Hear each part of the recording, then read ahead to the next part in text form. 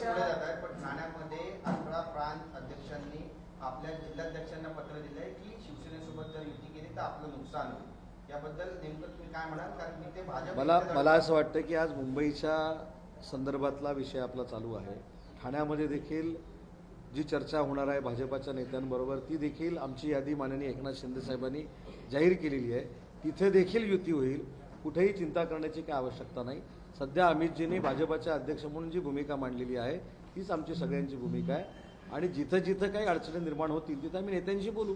चर्चेच्या पहिल्या फेरीमध्ये भाजपकडनं शिवसेनेला 52 जागांचा प्रस्ताव दिला गेला, हे खरं आहे? असा कुठलाही प्रस्ताव कुणीही कोणाला दिलेला नाही. त्यांनी आम्हाला काही प्रस्ताव दिला नाही किंवा आम्ही त्यांनाही काही प्रस्ताव दिला नाही. या कुठल्याही जागेच्या संदर्भामध्ये चर्चा ही पहिल्या मिटिंगमध्ये झाली नाही. इलेक्शन मॅनेजमेंटच्या संदर्भामध्ये चर्चा झाली, कॅम्पेनच्या संदर्भामध्ये चर्चा झाली, जाहीरनाम्याच्या संदर्भामध्ये चर्चा झाली, टॉकिंग पॉईंट्सच्या संदर्भामध्ये चर्चा झाली. अशी कोणतीही चर्चा पहिल्या बैठकीमध्ये झाली नाही. दुसऱ्या बैठकीमध्ये जागांच्या संदर्भामध्ये चर्चा झाली आहे आणि त्याच्यामध्ये 150 जागांवर आमचं एकमत झालेलं आहे. महायुतीमध्ये जाणार आहे, पण राष्ट्रवादीचा एकही नेता दिसत नाही. राष्ट्रवादी मुंबईमध्ये एकत्र असणार. आमची ही भूमिका आहे की नवाब मलिक यांच्या नेतृत्वातल्या राष्ट्रवादी काँग्रेस पार्टी बरोबर आमचं काही देणं घेणं नाही. नवाब मलिक याच्यावरती गंभीर अशा प्रकारचे आरोप आहेत आणि अशा आरोपांपासून ते जोपर्यंत निर्दोष मुक्त होत नाहीत तोपर्यंत त्यांच्याबरोबर आम्ही कोणतेही संबंध ठेवणार नाही. राष्ट्रवादीचे नेते नवाब मलिक आहेत ना मुंबईसाठी, आणि राष्ट्रवादीने नवाब मलिकावरती जबाबदारी मुंबई महानगरपालिकेची दिलेली असल्यामुळे आम्ही त्यांच्याबरोबर युती करू इच्छित नाही. उद्या जर राष्ट्रवादीने आपली भूमिका बदलली आणि नवाब मलिक सोडून जर दुसऱ्या कुठल्या नेत्यावरती मुंबईची जबाबदारी टाकली तर त्यांचं स्वागत आहे. नवाब मलिकांमुळे अजितदादांची युती तोडणार का भाजप? हा पण प्रश्न आहे. नवाब मलिकांमुळे मग अजितदादांसोबतची जी युती आहे महायुती ती तोडणार का भाजप? तर मग नवाब मलिक काही कुठले आमदार नाहीत किंवा काहीच नाही ना. पण नवाब मलिकांवर मुंबई महानगरपालिकेची जबाबदारी दिल्यामुळे आमचा आक्षेप आहे.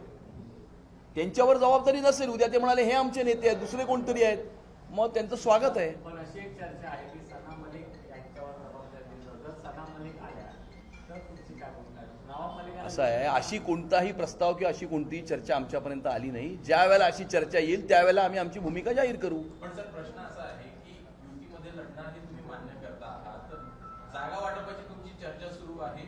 जागा वाटपावर युती तुटणार नाही हे ठाम आहात?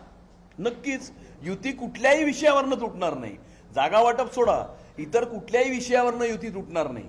कारण मुंबईकर मोठ्या आशा अपेक्षांनी आमच्या सर्वांकडे पाहत आहेत आणि त्यामुळे मुंबईकरांचं स्वप्न पूर्ण करणं हे आमचं कर्तव्य आहे आणि त्यामुळे मुंबईकरांच्या अपेक्षा या आम्हाला पूर्ण करायच्या आहेत आणि त्यामुळे आम्ही त्याच्याकरता कटिबद्ध आहोत. विधानसभा निवडणुकी नागपूरच्या अधिवेशनाच्या दरम्यान शिंदे साहेब आणि रवींद्र चव्हाण यांची बैठक झाली. त्या बैठकीनंतर असं आरोप केले होते की एकमेकांच्या विरोधात त्यांनी बोलायचे नाही.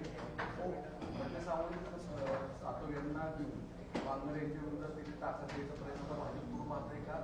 किंवा असा एक चर्चेचा विषय की 2029ला निवडणुकीत खासदार म्हणून काढलेला नाही. मला असं वाटतं की याच्यावर जरतरवर चर्चा करण्यात काहीच अर्थ नाही.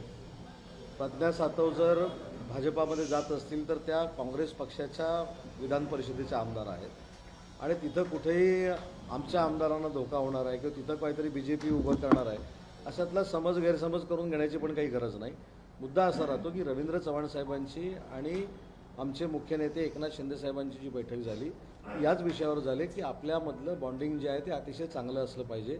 त्याच्यामुळं मुख्यमंत्री महोदयांनी देखील सांगितलं की एकामेकाकडचे पदाधिकारी किंवा एकामेकाकडचे माजी आमदार किंवा लोकप्रतिनिधी घेऊ नये अशा पद्धतीला आमचा निर्णय झालेला आहे आणि त्याच बेसवरती चर्चा झालेली होती. मला असं वाटतं की सातव मॅडम BJPमध्ये जाण्यामुळं BJP आम्हाला काहीतरी काउंटर करते असं आम्ही शिवसेना म्हणून मानत नाही. भाजपमध्ये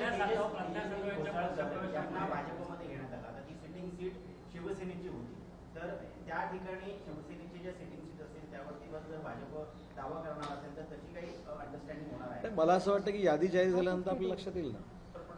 आता ठाकरे मधून कशामुळे विधान परिषदेचं विरोधी पक्षनेता पदाचं दलित निघालेलं आहे, त्यांची संख्या कमी झाली आहे, ही खेळी म्हणायची का?